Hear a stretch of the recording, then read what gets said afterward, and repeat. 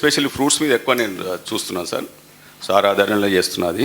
మనం Ethrel, ఇథఫాన్, calcium carbide ఈ 3 హానికరమైన స్ప్రే చేయడం, డిప్ చేయడం, నెక్స్ట్ 24 అవర్స్లో ఎల్లో కలర్ రావాలి. మనోళ్ళకి కావాల్సిన psychological feeling yellow colour. Yellow colour ఏంటంటే అది పైకి తొక్కు మొత్తం ఎల్లో కలర్ ఉంటుంది, లోపల మాత్రం మగ్గదు. మీరు చూడండి మామిడికాయల సీజన్లో చూడండి, అరటికాయలు చూడండి, అరటికాయలు ఏంటంటే అరటి పండు లోపలికి వచ్చే వరకు ఎల్లో కలర్ అనేది ఒక పదార్థం వస్తుంటుంది. అదంతా కెమికల్ లోపల ఇన్సర్ట్ అయిపోయి పిల్లలు తల్లిపాల తర్వాత తినేది ఏంటి? అరటిపండు కూడా అంతా కలుషితం అయిపోయింది సార్.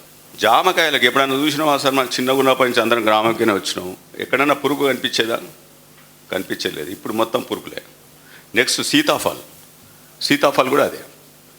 ఈ పండు ఆ పండు కాదు సార్, ప్రతి ఒక్కటి కూడా ఆర్టిఫిషియల్ రైపన్ చేయడం, మార్కెట్లో రిలీజ్ చేయడం, దాంతో నర్వ్ సిస్టమ్, క్యాన్సర్, పల్మనాలజీ ఇక లేని రోగాలు లేవండి. డైరెక్ట్ పేగుల కంటే డైరెక్ట్ వచ్చేది.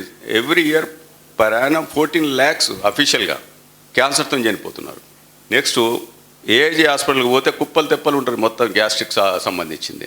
ఏంటంటే ఫస్ట్ ఎఫెక్ట్ అయితే పేగులకు.